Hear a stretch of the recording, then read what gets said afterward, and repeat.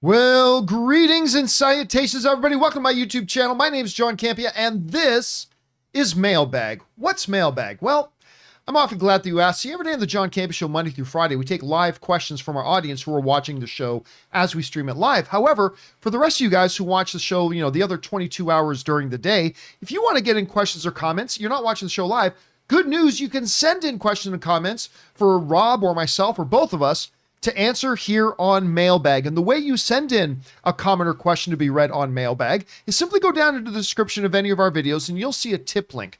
Click on that there or enter it in manually at www.streamelements.com/movieblogtv/tip. You'll be getting your comment or question read on Mailbag if we deem your comment or question appropriate for our shows.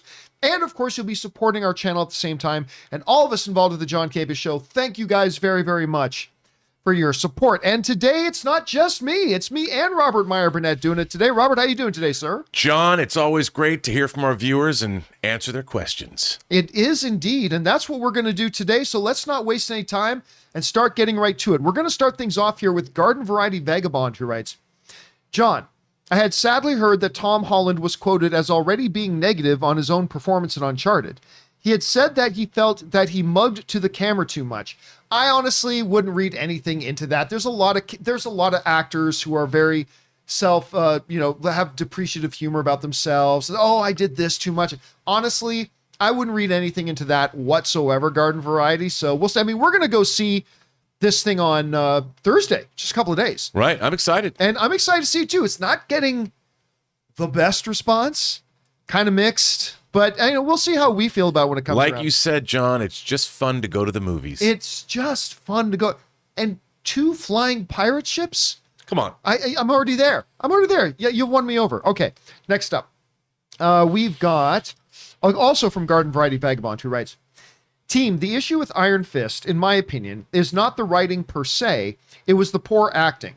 Norton and Howard are still canonical, but just replaced. I would prefer that as a method.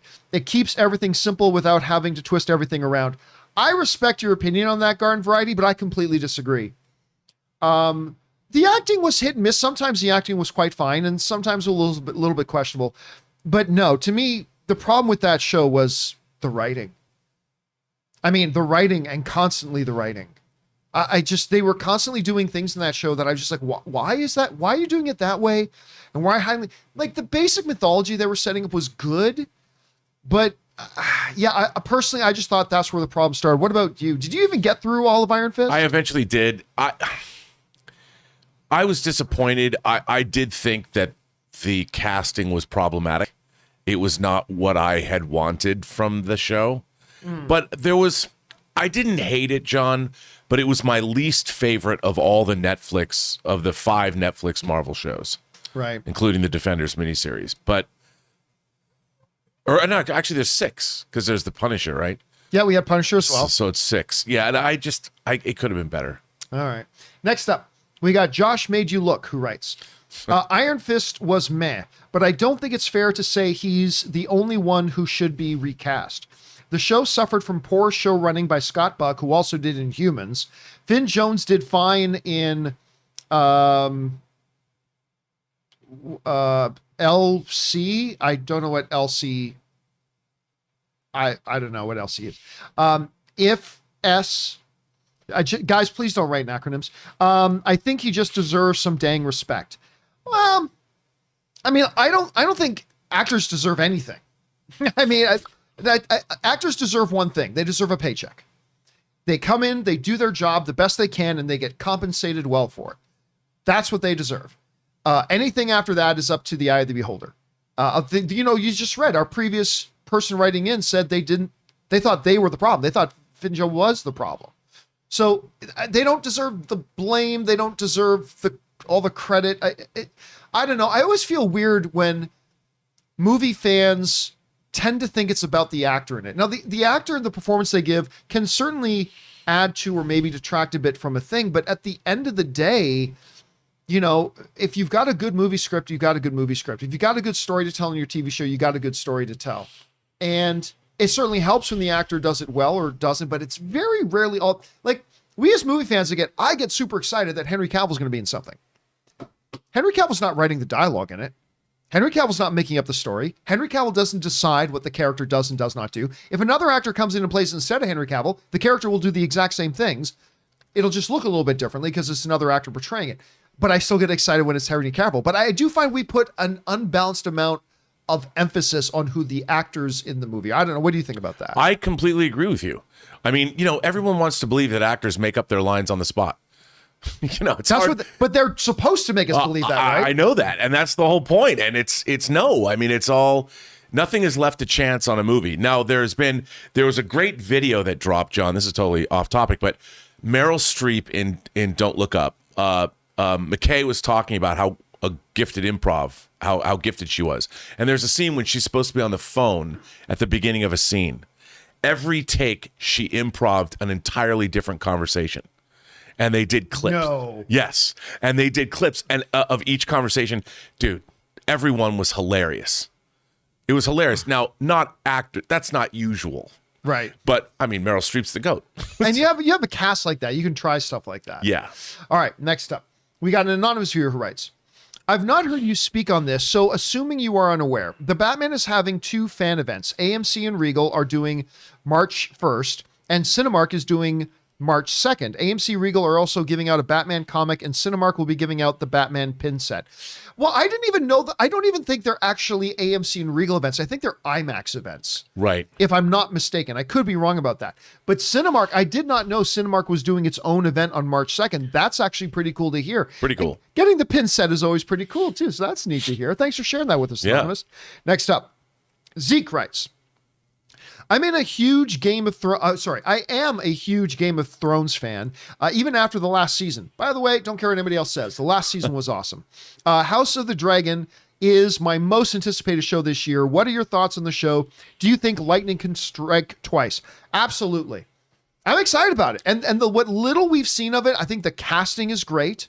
They've certainly got very good performers. I think the look of the characters is pretty wonderful. The little teaser they did kind of had that feel to it. Now, we won't know until we actually get into the show, obviously, about what it does and does not accomplish. But I am looking forward, not as much as Lord of the Rings, but I am very much looking forward to this. What are your thoughts on this one right now? How can you not? I mean, the Targaryen Civil War where people are wrecking shop on dragons. I mean, come on, man.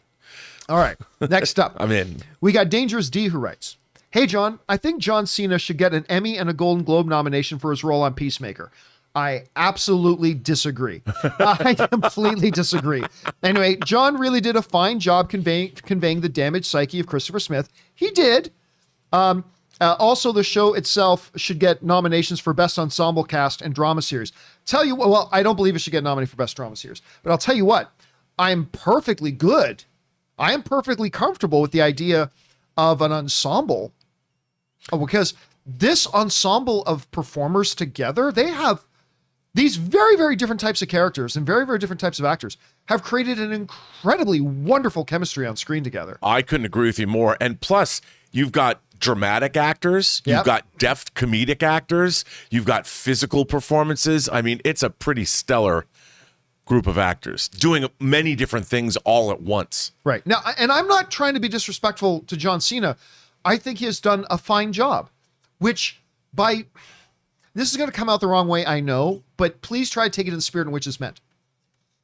Doing a perfectly fine job is great for John Cena.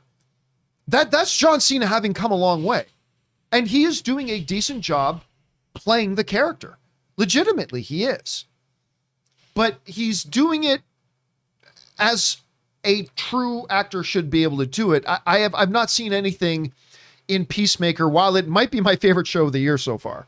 I've not seen anything in Peacemaker that makes me believe that John Cena deserves an Emmy or even a Golden Globe, as useless as those are. But he has done a perfectly fine job, and that in and of itself is a testament to how far John Cena has come. But Agreed. An ensemble, I'm all for it, but no, I don't believe in any way, shape, or form he should be considered for actual awards for his performance in this. All right, but again, he's getting better. He is getting better. And I have loved this show so far. All right, Dangerous D writes, Hey, John, the New York Post says Discovery/Warner Brothers overcame its final hurdle after getting the okay from the U.S. antitrust officials, while the Amazon/MGM deal remains in limbo. Insiders consider the Amazon deal a monopoly. It cites its dominance in the digital space. Do you agree? You know, this question came up once the whole information came out that Amazon was going to try to acquire MGM. Of course, MGM put itself up for sale. And you got to make a strong case for a company to deny a company the right to sell itself. While Amazon is absolutely a monster, in this space, they are not. They are not as big as Netflix. They are not as big as Disney. They're not as big as Warner Brothers. Amazon is not the big kid on the block when it comes to movies and streaming and all that kind of stuff yet. And personally, for me, who has not done any of the investigating, so there's probably a mountain of stuff I'm not aware of, but just based on its surface information, no, there should be no problem to me being 99% in the dark. But from where I'm sitting, I don't think there should be any problems with Amazon getting MGM. If you're talking about Amazon buying Walmart, that could be different. Yes. That could very well become an antitrust situation and consumer protection. But in the movie space, I don't see it. I don't know, Rob, what do you think? I agree. I mean, obviously, I'm no expert in antitrust laws or anything like that. But if they were the only people making TV and movies, I'd say, well, then maybe it's a problem. But as you pointed out, John, Amazon are not the only people on the block. And making movies,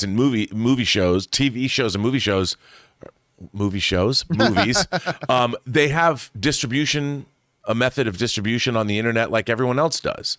So it's not like Amazon owning MGM is going to prevent Warner Brothers or Peacock or Paramount from making programming. I agree. All right, next up, we've got Just Your Average Joe writes, why spend millions of dollars on Super Bowl ads when after the game, all those same eyes will be watching Super Bowl highlights on YouTube, reliving the game over and over, and what plays before/during those highlight movie trailers? Is that what you're saying? Yeah, that's your thing in general. Here's the thing. No, they're not.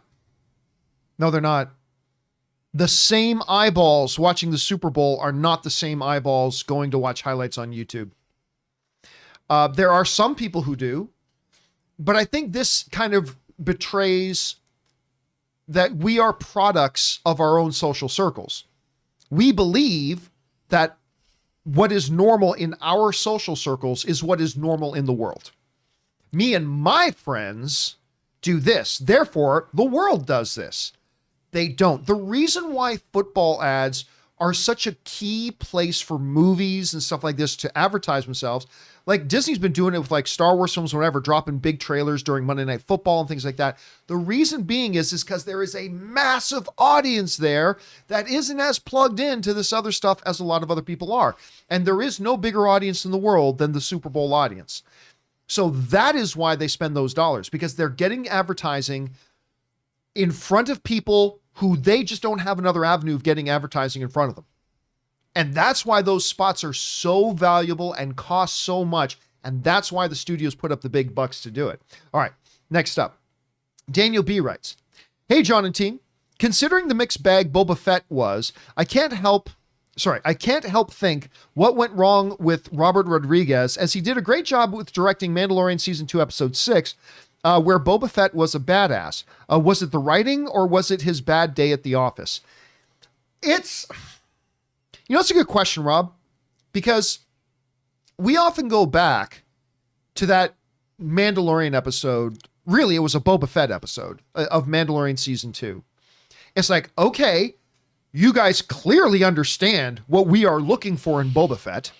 You guys clearly know how to make Boba Fett seem like truly the hardest of hardcore, most feared legendary bounty hunter in the history of the Star Wars galaxy. You guys clearly get it.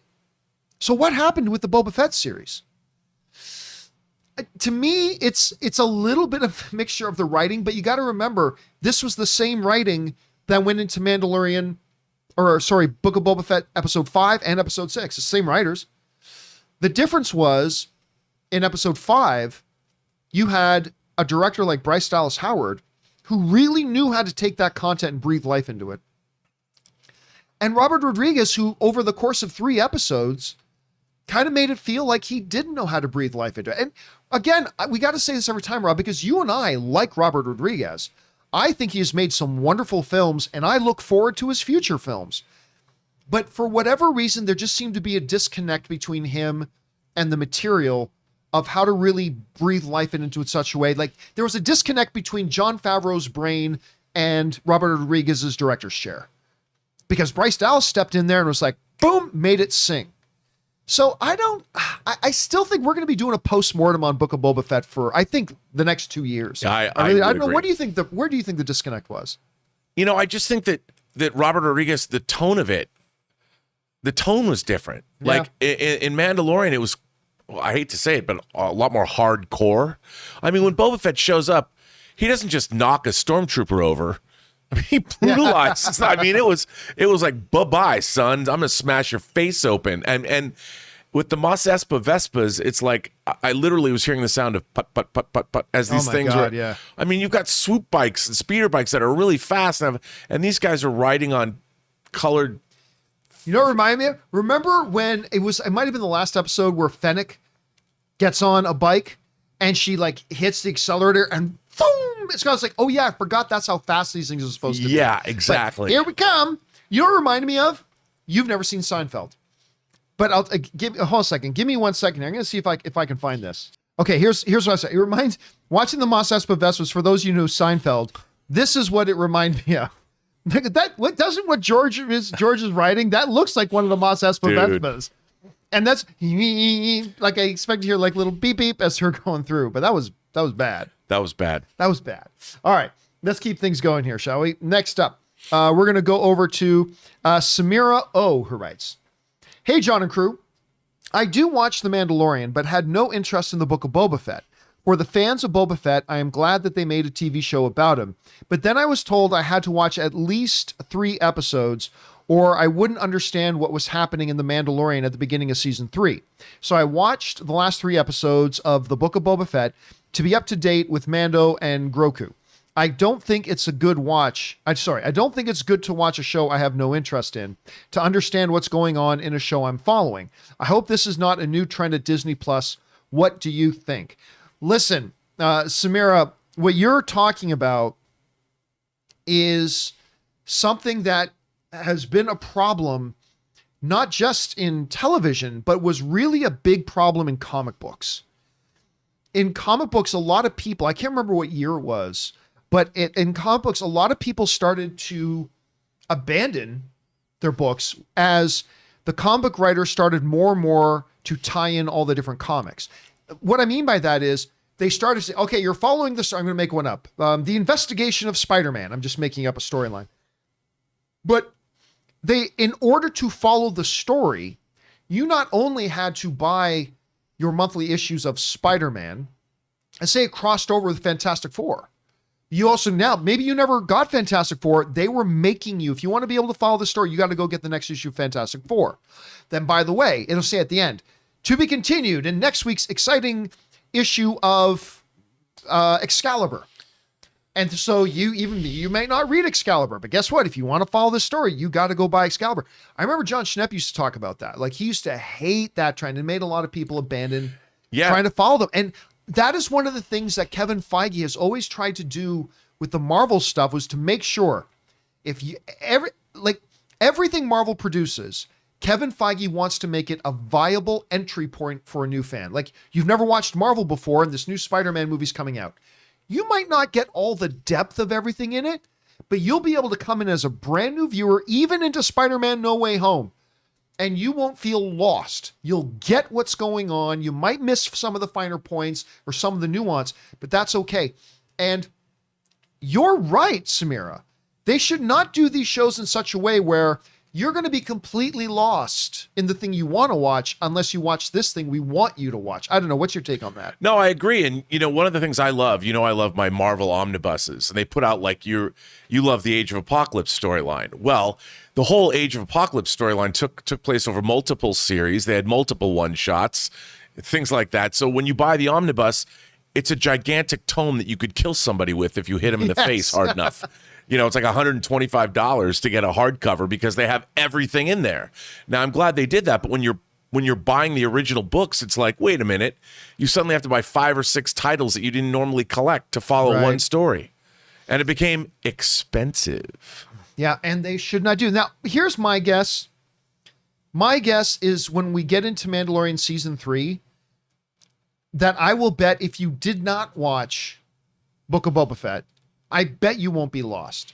Yeah. They'll sum up what you need to know, but if they don't, that's a mistake, because you're right. They shouldn't design these things in such a way that it forces you to watch content you're not interested in order to be able to follow the content you are interested in. That would be a big mistake. But I don't think they're going to do that. At least I hope they don't do that. All right. Koa1708 writes, what's not to like about National Treasure? Secret American Treasure, action, comedy, and Nick Cage. But in all honesty, it's one of my favorite series, LOL. We need a third movie, not a Disney Plus series. I would disagree with you on both counts, Koa. I don't think we need a third National Treasure movie. Then again, I don't think there's ever been a movie created in the history of cinema that has ever been needed. But nice to have them, but I don't think we don't need another National Treasure movie. But if they give one, great. I wasn't super warm on the idea initially, but the more I read about this new National Treasure thing they're doing, I think the premise sounds very interesting to me. Yeah. It's an interesting point of view to do it from. I think this show has as good of a shot to be really good as anything. And they still, like, Bruckheimer keeps saying they want to do another movie. And them doing the series, listen, don't fool yourself into thinking if they weren't doing this series, they'd be making a third Nick Cage movie right now. No, they wouldn't. They'll make a third Nick Cage movie when they want to, if they want to. It has nothing to do with this, like, at all. But this movie this show, I should say, may suck and it may be great, but I think it's at least as an interesting premise. Where's your thoughts on that right now? I mean, like you said, to me, John, any movie could be good. Yes. Great story, great characters. That's all I'm looking for. That's my bottom line. And if they have a National Treasure story that's worth telling, by all means. You know, I think the premise, I love treasure hunting. I love going after, I like the Robert Langdon books, that Ron Howard directed. I like the Da Vinci Code. That I've often said the Da Vinci Code was the best, worst book I ever read. Meaning that it was a page turner. I read it. It was ultimately sort of silly, but it didn't matter. I loved it. And as soon as I was done, I'm like, did he write any other Robert Langdon books? And it turns out, why, yes, he did. So I could go back and read them. Did we need them? Maybe not. But I thoroughly enjoyed experiencing those stories. Right. All right. Next up, we got Korea Got Soul writes, hey, John and gang. So I know John always says Star Wars should expand and carry on with new characters, and I totally agree. I would love to see an Asian-style Star Wars movie with space samurais and force monks in kind of a Shinto nature setting. Well, good news, Korea Got Soul. That already exists. I can't remember what the exact name of it was, but those Star Wars short... The Visions. Star Wars Visions. And there's... not all the Star Wars Visions episodes were great, but a couple of them were killer. They were. Like, really, really good. Particularly the one that was, like, about Ronin Samurai Jedi and stuff like that. Like, those were chef's kiss. Dude. Mwah! Come on now. So good. The one with the old Sith master, the old man... Like, that freaked me out. Also, the very first one they did about the mysterious warrior in the village and then the Empire show. I mean, that stuff was balls. It was good. I love that stuff. So good news, that stuff was already there. But do you think they could transition over and actually do a feature film and stuff like that? I got to tell you, they've been making a series of toys. I think Bandai puts them out of Star Wars characters as samurai. So those have been coming out for years. Yeah, for years. And there's just a new Mandalorian set that's coming out. I'm like, oh man, and they're so cool. I would love to see a Star Wars. The Vader one is awesome. Awesome. They're awesome. So I would love. It would be, doing a Japanese version could be very, very cool. It's a little too specific. I mean, it's cool to get toys like that, but in the universe far, far away, could that work? I guess it could, because they did it in Visions. It was awesome. Nice. Why not? Bring it on, live action. All right, next up, Korea Got Soul also writes, hey, John and gang. So I absolutely love Peacemaker. Me too. I cannot wait for the finale. So good. And I got a theory on Judo Master. Why haven't the butterflies gotten to him? Maybe it's the flaming Cheetos he eats to protect himself from them. That's a great idea. Brilliant. What are your thoughts on this? That's Brilliant. Okay, so here's the thing. They have still not addressed when Peacemaker catches up to Judo Master in the parking lot when they're about to have their rematch. And they're in the middle of the rematch and Peacemaker's winning the fight. And Judo Master's about to say to him, you don't understand. The butterflies are... And then, I forget the character's name. Shot him. Abadeo? Yeah. I can't remember the specific name. Anyway, the daughter. Yeah. Shoots him. And that has kind of been hanging. So I actually thought for a little while, oh, wait a minute. Myrn is the bad butterfly and the other butterflies are the good butterflies. Well, that's clearly not the case. Right. Like after the end of the last episode, that's clearly not the case. But what is it that Judo Master knows about them that he's not revealing? Somebody said he already is a butterfly. But the thing is, while he is a great fighter, he has not exhibited the type of strength and whatever that a butterfly would have. Right. But you're right. Even as he's sitting outside of the convenience store, he's constantly eating them. I love that theory. What do you think? That's so James Gunn. Oh, it totally is. It's so James Gunn. Because, when you eat a bunch of Cheetos, it's on your breath for like a day. It gets in your system. I can't eat flaming hot Cheetos. I can't eat flaming hot anything. I can't eat spices. That's a great idea. I love that. It'd be great to theory. see. He's eating. I'd love to see a butterfly try and get into his mouth and die. It's like it's poisonous to them. There's something in them that's poisonous to them. I love that. All right, anonymous viewer writes, hello from England. Love listening to your show. Thank you so much. Have you heard anything about the Batman prequel comic Before the Batman? Apparently it's quite good, but it doesn't seem to be well marketed. Anyway, enjoy the weather. Ours is awful. And we're in Southern California, so right now the weather is great. Yeah, I actually got the AC on in the house right now. Let's take a look, John. Let's see what the actual temperature is right now. What is, because it's pretty warm outside. Last I checked, it is, according to right at this particular moment in time, it is 79 degrees. 79 degrees outside. Sunny and wonderful. I got the pool running right now. Anyway, back to what you're saying. I believe there's also a prequel novel. Yeah, I think there is too. I assume the comic is just kind of the visual representation. Yeah, I mean, of it, I'll read that novel. Somebody wrote in last week and talked about what was in there. Yeah, so like he was actually young Bruce was working on. He used the Batcave to actually work on cars as a teenager and stuff like that. Sounds pretty interesting. You're right; they did not market it well because the only places I've heard about it at all is from our own viewers. Yeah. So yeah, it's interesting. All right, thanks for writing that in all the way from England, man. All right, next up, Jordan writes. Have you ever, let me try this again. Have you ever been watching a really good movie and all of a sudden something so dumb and idiotic came out of left field, it ruined it for you? Yes. Mine is Jurassic World when Vincent D'Onofrio appears and seriously wants to use the Raptors in the military. That actually kind of feels like actual verisimilitude to me, to be honest with you. Anyway, also about those Raptors, it has turned into a running joke with my friends and I, where anytime a military shows up in a movie, we say, release the Raptors, or if only they had the Raptors. So do you also have a running joke gag from a movie? I don't have a running joke or gag from a movie. First of all, again, listen, when anything that comes into existence, the military wants to know if it can be weaponized. So I don't have a problem with that part. There have been many, many, many movies where something happens, you go, wait, that's come up a lot, as a matter of fact. Like, for instance, we were talking about Signs earlier today.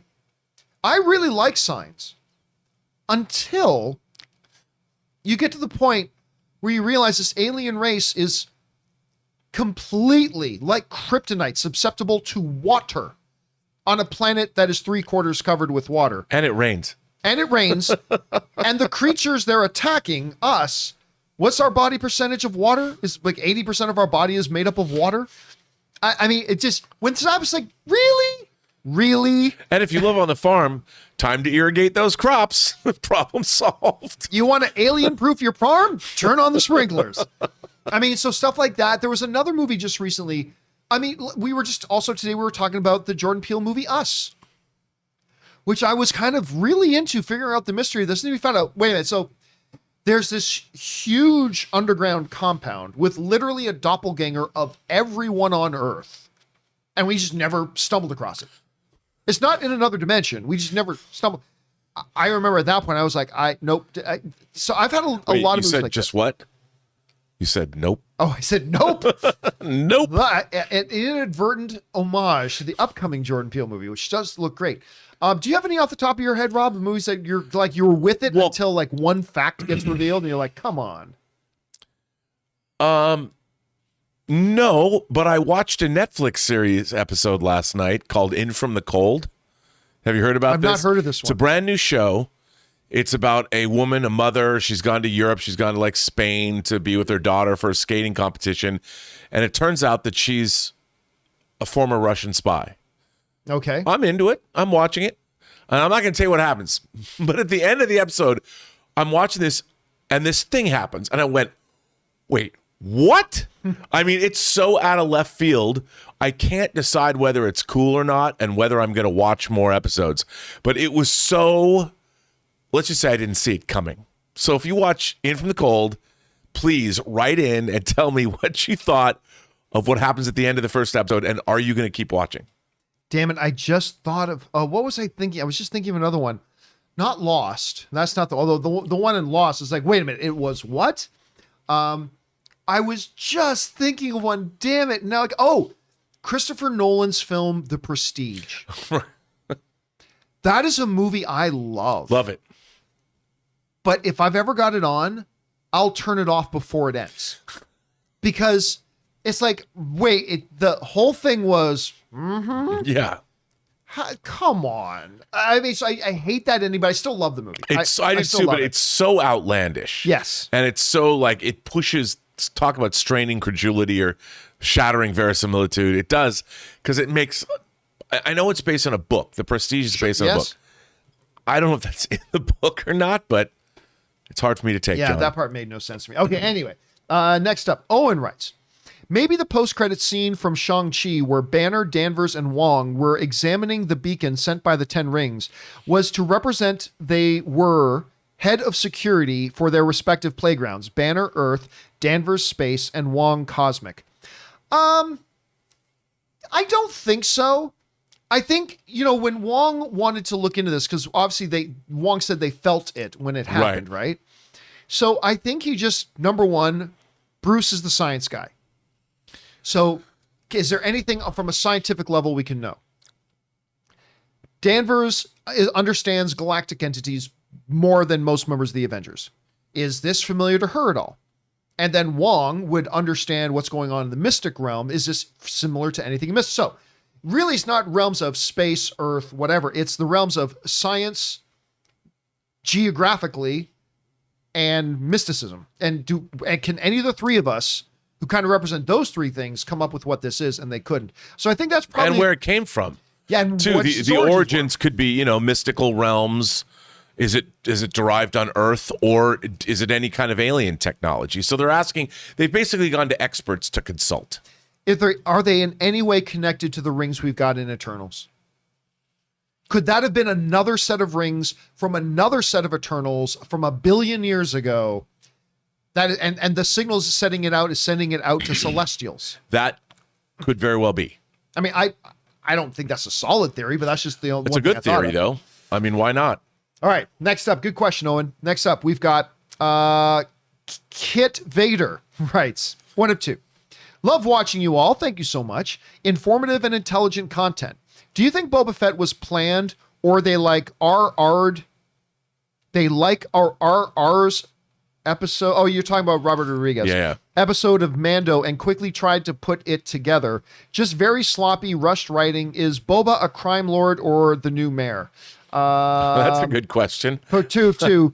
Missed opportunity. The underworld of crime families would be great. Kathy Kennedy's hand on this. With Rob, what happened to BF after Geonosis? Boba Fett? With Sand People for 5 years. Get your armor and ship ASAP. People knew the Marshal and armor. Thoughts? Okay, so here's the thing. Another example of we liked Mandalorian. Kathy Kennedy didn't have anything to do with that. We don't like Book of Boba Fett. That's got Kathy Kennedy's hand on it. It's... I don't know what to say about that. Listen, you guys know I have been extremely critical of Kathy Kennedy, particularly on the issues of her ability or inability to make sure she is on the same page as the creators she's bringing in, and only to then have to, her amount of director turnover she's had far more director turnover in half the time that Kevin Feige has had in twice the time. I mean, it's just ridiculous. Absolutely. But I will also absolutely give her due. Mandalorian exists because of her. Yeah, it was John Favreau. As a studio head, she had a stack 6 miles high of pitches and proposals about what a new Star Wars show should be. And going through all of them, she identified John Favreau's pitch as, this is the one we should do. And then John Favreau, told this story himself on stage at D23. She was the one who came up with the idea to say, I want to match you with Dave Filoni. Let's bring Dave Filoni in on this, and I want you to work with him. You're the showrunner, you run everything, but I want him to be a co-producer with you. He really knows our lore. I want to match you guys together. She's the one who did all of that. And nobody wants to give her credit. Because everybody thinks like, well, if I don't like something, I can never give it credit. And if I like something, I can never point out a flaw. That's a stupid way of thinking. Kathy Kennedy is as much responsible for Mandalorian as she is for Book of Boba Fett. So let's just get that clear right away. So other than that, it's still John Favreau. Like, Rob, we've talked about this with Book of Boba Fett. I am confused as to, like, it's easy to think about, well, John Favreau did Mandalorian. That's why that was awesome. And Eddie Kerfunkel came in and did Book of Boba Fett, and that's why it was bad. Yeah. By the way, Eddie Kerfunkel, for anybody who's now looking that up on Google, is a fictitious person I just made up in my head. And that's, we can grasp that. We can understand that. Well, Favreau did Mandalorian and it's great. Somebody else did this one and it didn't work. Yeah. This was still Favreau and Filoni. The guys who clearly show they know how to make awesome Star Wars TV content. It's the same guys who did this. And the difference in quality between the two of them is so stark that it's confusing to me. Like, not everybody's going to have a great day at the office, but they're still in the same playground. They're still in that Star Wars playground. They still have Boba Fett, who they showed they can write awesome Boba Fett in Mandalorian Season 2. So to me, that is still a big point of confusion, and I don't have an explanation for it. Have you thought of anything? You know, John, I'm with you. I'm confused by it.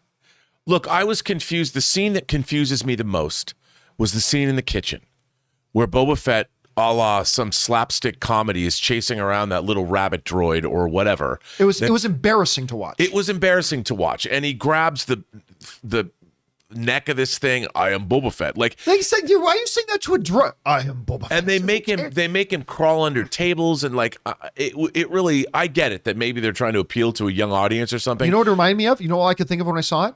And I don't even know if you saw this movie. Did you watch the Tom and Jerry movie? Oh yeah.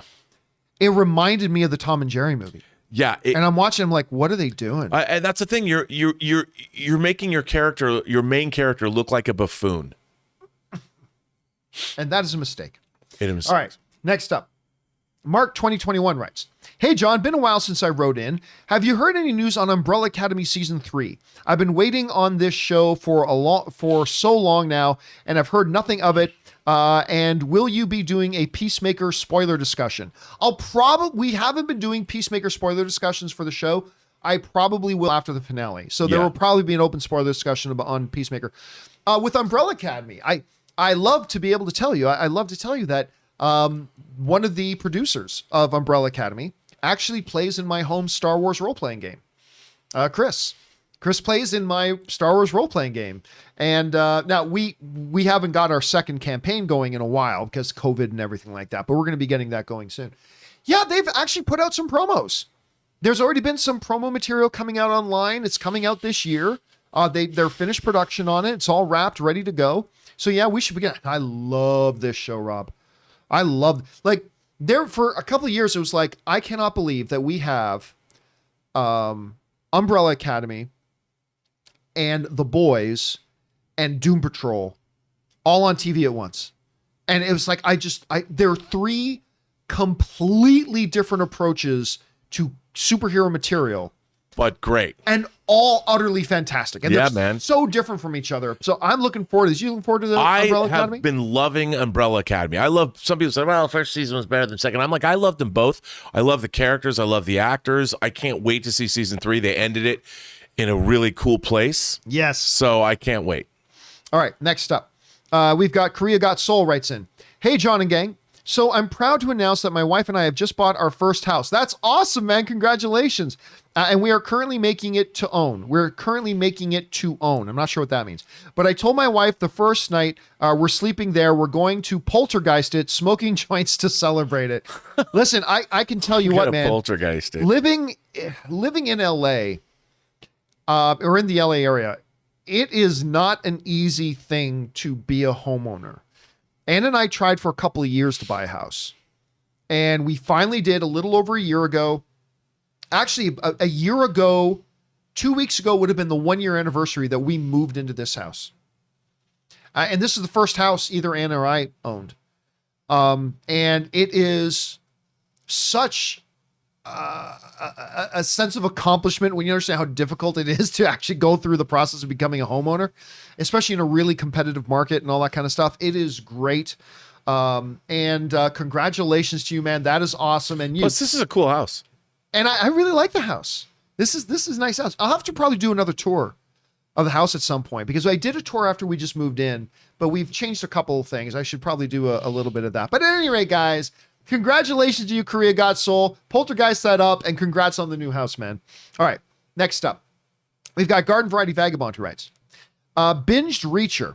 They knew how to drive a story. I didn't feel there was any filler at all. Acting by all was outstanding. Didn't see a weak link. I now have a crush on Willa Fitzgerald. I've been impressed with Alan Ritchson in Titans, but he leveled up. I'm going to say the same thing a little bit that I said about Peacemaker and John Cena. I thought Alan Ritchson, I thought he was perfectly good. There wasn't a lot required of him. And by the way, I really enjoyed this Reacher show. Yeah. I binged it, the whole thing in like 3 days. I liked it quite a bit. And I thought he was quite good. I wouldn't be handing out any Emmys or anything like that. Like, to me, the one that really stole the show was Finley, the detective captain. Like, to me, so good. He was so great. And I don't know if Willa is the female, the blonde cop. It is. She was also, I mean, to me, they were the real acting strength of the show. But, you know what? The kid who played the millionaire's son, not the strongest to say. And Richson, listen, there wasn't a lot required of him. It was a lot of monotone, a lot of whatever, but he did it well. And he had great physicality. Oh my God, he brought that to it. And you had to have that, right? So, I mean, you're the one who turned me on to this show. So what was it about the show that really appealed to you? Well, you know what I like? I love the book series, the Lee Child book series. And I read a lot of like detective mystery kind of fiction like this. I like the sort of large scope of it in terms of you come to this small town, you really get a sense of, I mean, like you pointed out something, all the people you meet are villains. Right. Like, and it's like, oh, everyone's a villain. So ultimately you're like, you just assume everyone's going to be a bad guy. So I think that might've been kind of a weakness, but you don't quite know everything that's been going on in the show. And I thought as it moved along, it was just interesting. You know, as you got deeper into this mystery and found out what was going on and met all these different characters, I thought it was just a really engrossing watch. Now, will it change your life? Are you going to be pondering the philosophical underpinnings of Reacher for the next couple of months? Probably not. But I thought the show was solid entertainment. You know, it's not, I would say give it a B+. I think that's good. Yeah, it's not an A-list show, but it's definitely a solid B+, and we need B+, John. Hey, listen, a B+ is better than the average, and it was good, and I'm looking forward to the next season. Me too. All right. John for Prime Minister writes in. Absolutely, man. Hey, John, been watching you since I left the womb. You absolutely don't have to like K-pop, but saying it has no artistic merit is very harsh, sir. K-pop is like movies. There's $5 Walmart bin-worthy stuff, but also thought-provoking brilliance as well. Well, I'm glad you think so. Boombaya, that's all I could say. My beloved Blackpink can do no wrong. La Lisa, yo. Hey, listen, Shout music, every bit as much as movies and everything. That's subjective to the ear. I mean, you can play one kind of music and a bunch of people love it and a bunch of people hate it. Neither right or wrong. It's just whatever suits your fancy. You know, some people listen to Pavarotti and think the angels are singing to them. Some people listen to Pavarotti and think, why the hell are you playing this garbage? It is what it is.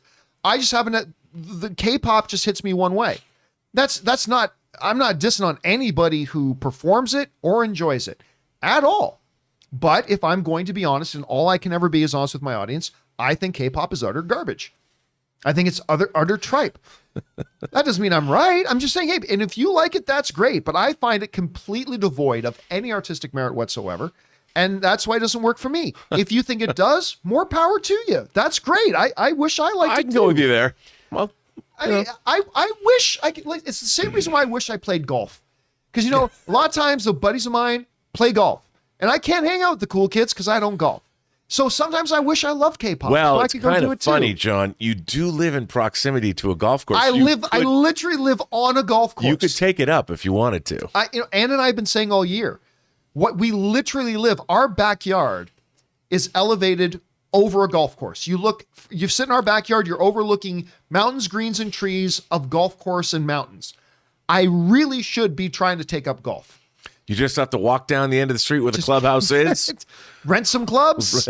Take a lesson or two, hit some balls. I mean, that's all I need to do. So maybe to be like the cool kids, maybe I need to go to I don't just know. Down the street, you got a driving range. You know, I come around the corner and I look at that driving range every day. I'm like, hey, I'll even do it with you one day. Let's go golfing. Maybe we should. You, me, Ray, should grab some golf. Just go over there, hit some balls. Smack some balls. Oh, and what's the name of the guy who does Gangnam Style? What's his name? Psych? Yeah, Psy. Psy. Yeah. That's it. Psy. Maybe we'll go. Maybe I should look for a Psy concert and go hang out. And maybe I should try to engross myself in. That's the or band. Blackpink. There we go. All right. Next up.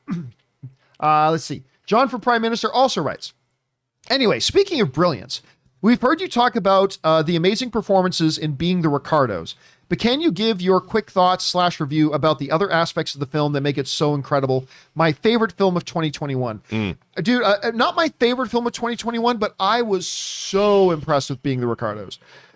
First of all, just whenever you give great character study, seeing the dynamic between and getting a little bit of glimpse into the whole thing of Ricky Ricardo and Lucille Ball, and seeing it done in that context, the whole thing when all of America was on this big commie hunt. Who's communist? You're a communist. It's like, it reminds me a lot of some of the political overtones going on today. But I mean, living in that atmosphere and seeing how they not only survived it, but thrived it. Dude, when they gave the numbers too on like, I Love Lucy, like the #1 sitcom in the world today is making mid single digit millions of viewers. I Love Lucy was getting quadruple those numbers. Oh, yeah. 5 times those numbers. Like beyond the biggest thing ever. Literally, the shopping retail industry changed store hours to reflect when I Love Lucy was being broadcast. And remember, there were a lot shopping. less people in the United States then, too. So you're talking like half the country would tune in to watch. So everything from being a brilliant character study, the dynamics of the characters, combined with the fact of getting a little bit of a snapshot of a different era that we came through as a society. I mean, all that put together just made for a really compelling watch for me. I don't know. What did you think of Being with the Ricardos? Look, again, I love Aaron Sorkin's writing, but the glimpse, I think you nailed it, the glimpse into the time. The what was it like to make popular television? What were the pressures that someone like Lucy and Desi faced, not just in their personal lives, but in dealing with the network? In the threat that somebody was accusing Lucille Ball of being a communist, what that could mean. It could destroy a life, and it did destroy lives. I mean, the McCarthy era, the Red Scare, in Hollywood, people were turning on each other, reporting on each other. It was horrible. And I think all of those things made for a really interesting glimpse of a period of time that we'll never have again. And you know what today, because we live in the era we live in today, and we still have problems and issues today. We do. But I forget looking back at reruns of Lucy and Ricky and all that kind of stuff. Ricky Ricardo had a really hard time. He faced a lot of challenges just because he was Cuban. Yep. People didn't want him on TV. You're Cuban. You can't be on TV. Isn't that crazy? You can't be married to this American woman. You're Cuban. And you're from Cuba. You must be communist. And it's like, nobody on this planet has a reason to hate communists more than me. I mean, so it just gives you not only a glimpse into the society the way it was at that time, but you're also kind of looking at these individuals that we think of one way and you realize, man, they had struggles that we probably never even think about. And so on that level, and for many other reasons, I really love being the Ricardos. Yeah. All right. Next up, we've got Ryan writes, hey, John and crew, Marvel dropped another Doctor Strange 2 trailer. It looks amazing, and they show a poster for the film, which looks so much better than the Morbius poster. What do you all think of this? And have an amazing day. Rob, you saw the poster The they new put out? poster's really cool. Beautiful, beautiful poster for Doctor Strange 2 they put out. And that's not even going to be the final. That's not going to be the final official No, poster. and people are saying, like, you can see Captain Carter in there. I'm sure in those shards you can see a lot of things. Well, somebody wrote in earlier today that you can see Deadpool in there. Yeah, I'm like, I don't know about that. Yeah, but, I don't either, but hey. But saying that it's better than the Morbius trailer, that's like saying, oh yeah, that one meal I ordered at McDonald's, that was better than the big kick to the balls I got last month. Yeah, just about anything's better.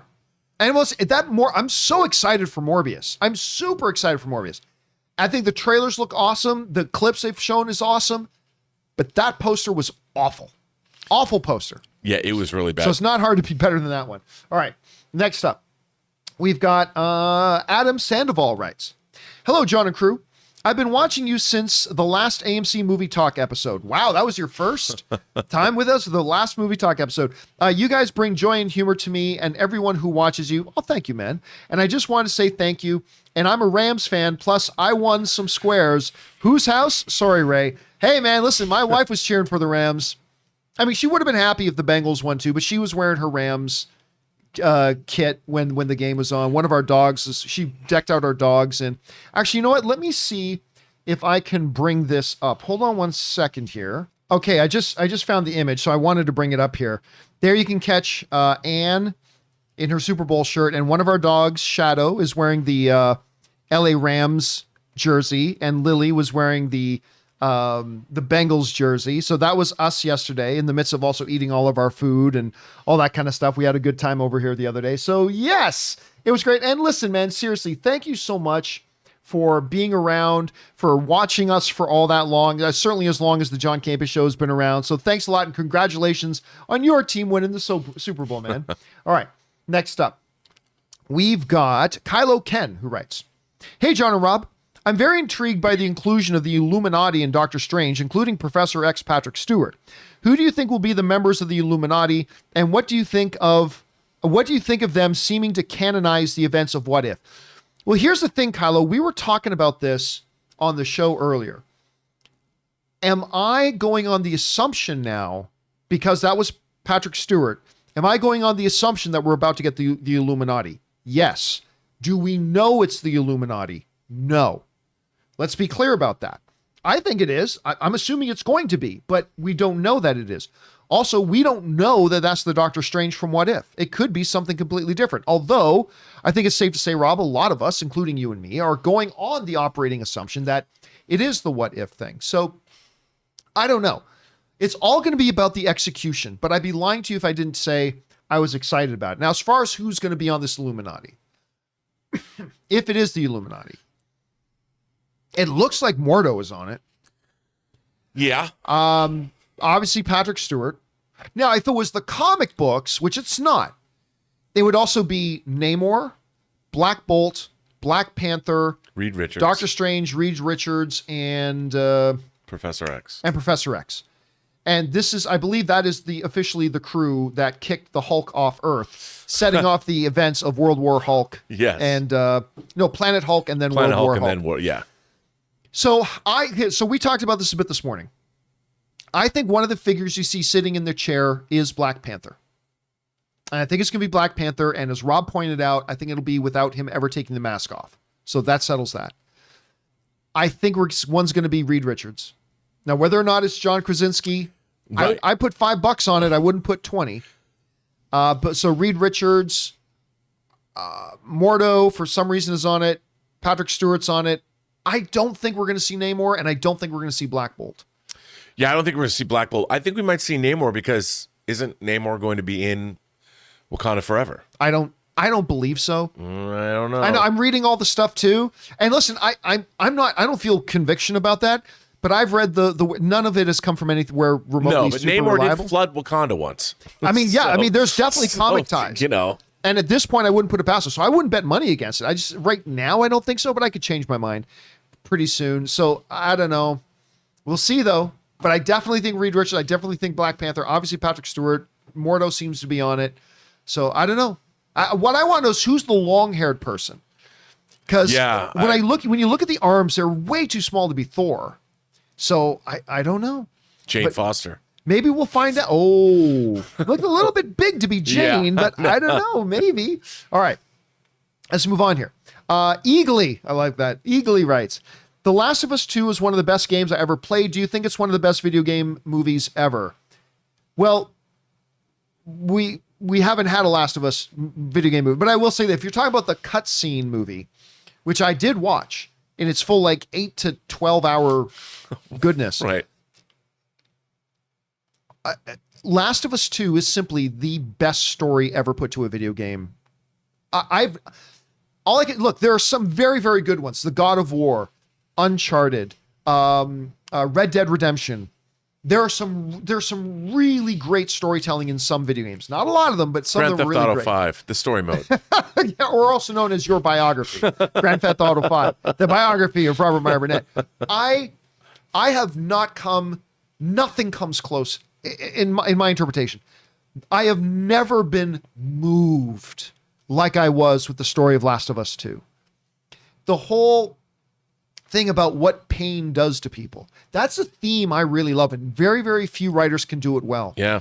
But when you look at, there's something that feels so real and honest about. I haven't played 2. I only played the first one. Oh my God. Seriously, the story of, well, I won't give away, although you've probably read it, but the story of what pain will do to people, even the best of people. Yes. And what pain can drive you to become. And then how your actions may seem very heroic from your point of view, and maybe even the point of view of the player playing you. But those same heroic actions from the perspective of another person may make you look like a monster. Because when you look at Last of Us 1, you murder a lot of people. You kill a lot of people. Yes, you do. And from your perspective, they had it coming, John. It's all for the right reasons and all that kind of stuff. Last of Us 2 forces us to look like, okay, what happens to the daughter of one of those people you murdered in game 1? How do you think you look to them? And how is that going to affect their lives and what they go on a mission to do?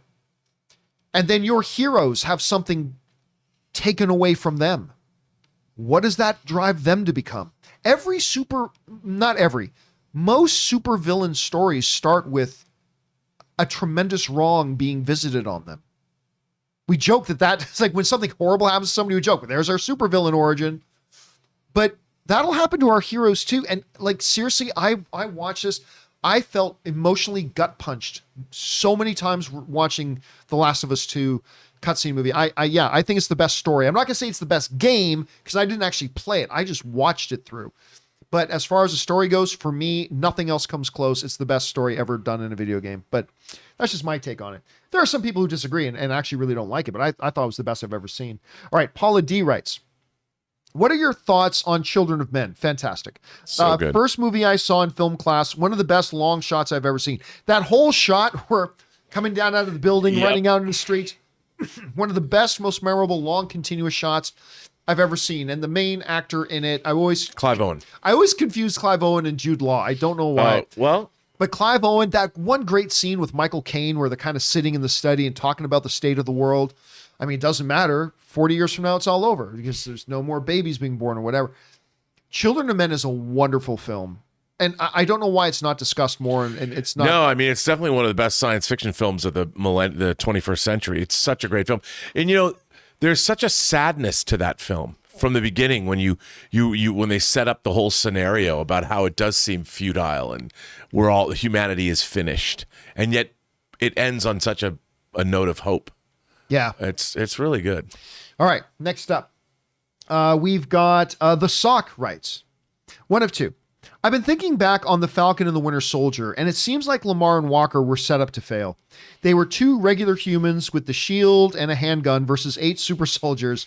Neither of them had vibranium or Iron Man armor, just some bulletproof vests. Who thought that they were going to be able to eat a superhuman punch with that? Well, okay, but remember, they didn't create the new Captain America and Lamar knowing there were 8 super soldiers running out that they have to fight. But they did have to be the new symbol everybody wanted. And listen, they held their own pretty damn good. Yeah, and that's I think the core of what that story is actually about. You know, they had to create what does it mean to be a symbol, and when you're replacing somebody, how can you do that? And you know, I actually felt sort of sorry for Walker. Like, I don't think he was a bad guy. He was just circumstance changed him, and what was going on changed him, and he descended into amorality, and I'm curious to see where he goes. And he was disillusioned. Yeah, when he idolized Steve Rogers, and when he took up the shield, he had these grand delusions of he's going to do so much good. He wants to help the world, and then he starts running into a rally where people didn't want him. And even on my show, we joke, we call him Walmart Captain America. He's the Walmart version of Captain America. But he faced that even when trying to approach the old friends of Captain America, and they so utterly rejected him. And that kind of disillusionment, that kind of rejection, that kind of whatever, made him bitter. yeah. And then ultimately, he made a choice that I think a lot of people will make. He had the opportunity to take the super soldier serum himself. Then what happens? It was exactly what the, what's the actor who played the, I just had his name. The actor who played the doctor who gave Steve the serum. Stanley Tucci. All you can hear as he was taking the serum, you realize Stanley Tucci saying why he was so hesitant to give it to the wrong person.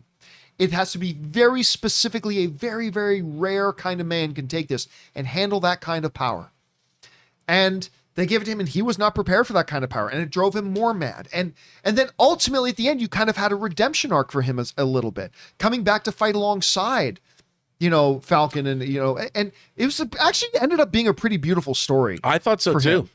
So again, I didn't love the show, but I thought that was a very intriguing character. No, and I really thought it brought up some really interesting, valid points, and even I loved Sam Wilson's story. Like, even though he knew the United States had wronged, especially black soldiers throughout history, he said, "You know what?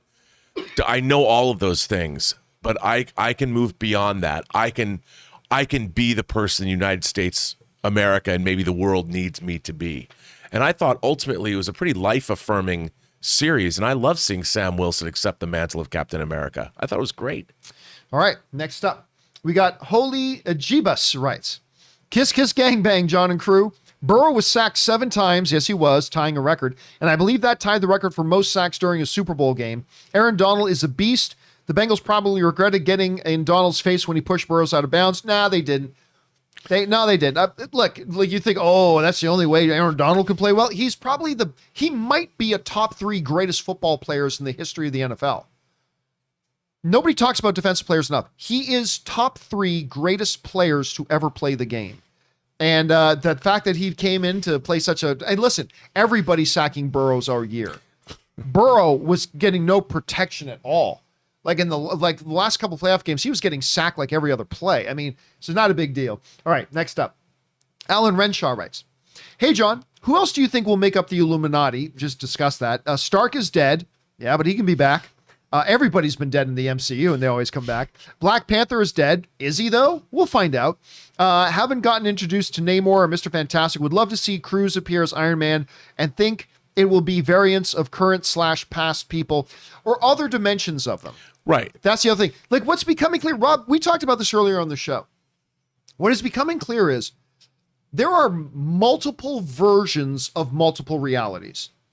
The whole thing brought up in Loki was not the beginning of multiverse or the beginning of there being different versions of things. We had seen this. Like, the Ancient Ones spoke about it in Doctor Strange 1. Like, we've known that. That's been a part of it. Well, like you said, the multiverse is different than alternate timelines. Yes. So I know it's hard to grasp, but when you start getting into the nitty gritty, but again, it's you're making the point. It's a different thing. Like, every time we see, oh, wait a minute, there's a Professor X here. Well, that's as a result of the Loki. Nah, not necessarily. Not at all. Like, Thanos being back in Endgame after being beheaded, that had nothing to do with Loki. Like the stuff that the Ancient One was talking about had nothing to do with Loki. There was obviously already multiple reality, multiple dimension, multiple timelines, multiple all this kind of stuff. So which one are we playing with here? Are we, when we get into Doctor Strange, are we playing with variants, or are we dealing with different timelines, different realities, things that had nothing to do with Loki? And I don't know. Yeah, I think in this movie, we're going to get a strict definition of how this works. I agree. And they have to, or else it's going to become very confusing very quickly. Okay, next up. We've got Loki's Luscious Locks writes, "Hey guys, love the show. Thank you so much, Loki. I have a feeling that the Marvel has digitally removed some characters in the Illuminati scene, and that all 6 members of the Illuminati are actually sitting up there, over or under 25%. I'm going to go under 25%, only because I believe they're just not sitting in their chairs yet. Like, I don't think we're going to get that throne room scene with 3 empty seats. I don't think that's going to be the case. No, it's not like it's the Jedi Council. They'll all show up. They'll all show up. There's a lot going on in that palace right now. Well, actually, even in that shot, we see Mordo isn't seated yet. No. We see him walking in behind. I don't think they're digitally removed. I just think we're seeing it a few seconds before they actually take their seats. But I do believe those seats are going to be filled by the time the scene I agree. really gets rolling. So we'll see, though. All right, next up, we've got Johnny Weiner, who writes, "Wow, what a great day to be me. I get to have Super Bowl game on my birthday. Happy birthday, belated birthday to you, Johnny. Let's go team football." Let's go team football. I don't know who to root for, but nonetheless, it's got to be fun. Can't wait for halftime. Too bad I don't drink, but I will have a Red Bull. Yeah, I don't drink either, but that's fine too. By the way, Rob was talking earlier today. We talked about this. That halftime show was awesome. Oh, dude, it was great. I mean, the hanging upside down 50 Cent thing, that was a little weird. I don't know why that creative choice was made. Well, but how cool was it we got 50 Cent? Okay, I will say this, though. The choreography and the dance stuff, as 50 Cent was singing in the club, and he was surrounded by those female dancers, right, doing their thing, and it, like, beautifully choreographed. It was awesome. It was sexy. It was all that kind of stuff. But I remember watching it, and this thought hit me. There's not one of those dancers who was more than 10 when In the Club was a hit song. Not one of those dancers was over the age of 10 when In the Club was the hit song. Hip hop is for all ages, John. Yes, it is. But oh my God, seeing Snoop and Dre up there, I mean, great. that was, oh my God. And it was so LA too. It was quintessential LA. It was, the whole thing was a celebration of Los Angeles. It was really great to see. Anyway, I loved it. All right, next up. Digovi writes, "I think the desecration of reality that Mordo is referring to actually is Doctor Strange looking through the 14 million different possibilities in Infinity War that led to the events / results of Endgame. I don't think so. I think the ability to look at possible futures, I think that is probably in this world a fairly standard thing that sorcerers can do. Just my guess. Rob, what do you think? Do you think I agree. I mean, and clearly he did it fairly quickly. It's not like it took him a long time to do it. Yeah, that's He knew true. exactly what he was doing. He was simply looking. He was just looking. Just look, like 95% of people who walk into an Apple store. They're just looking. That's it. Just looking. Is that true? Oh, probably. I didn't know if that's like a real statistic. Oh, I wouldn't doubt it at all if that was an absolute 100% legitimate statistic. All right, Digovi writes, I wanted to comment on how freaking good the music is in the Doctor Strange 2 trailer. It is quite good. Dude, it's so good. Might be my favorite score to an MCU property ever. Danny Elfman plus Sam Raimi is magic. This movie is hopefully going to be incredible. And look, I'm going to say something that might disappoint you. That music may not be in the movie. It might have been written for the trailer. We've seen that happen many times. Yeah. But the music to the trailer was very, very good. There's no doubt about that. It was dark and ominous. Oh, I loved it. Very good. All right, next up. Alvaro writes, 1 of 2. In What If, the Ancient One says Christine's death was an absolute point in time. The universe falls apart when Strange uses magic to bring Christine back. Do you think the snap was an absolute point and that the MCU's Strange first desecration of reality was setting everything up to undo the snap? That's why there was only a 1 in 14 million chance. And then the events of No Way Home was him furthering desecrating reality by messing with the multiverse event even further. Then universe starts falling apart. All right. I don't think the snap was a definite point in time. I don't think that's a part of it. What is possible, though, is that there's a couple things we talked about here. One is the thing causing the problems in Doctor Strange 2 may not have anything to do with Doctor Strange at all. It could be Wanda. But beyond that, there is another possibility. Maybe it is Doctor Strange, but what if it's not the Doctor Strange we know? What if that Doctor Strange in the What If series is the one that caused the problems?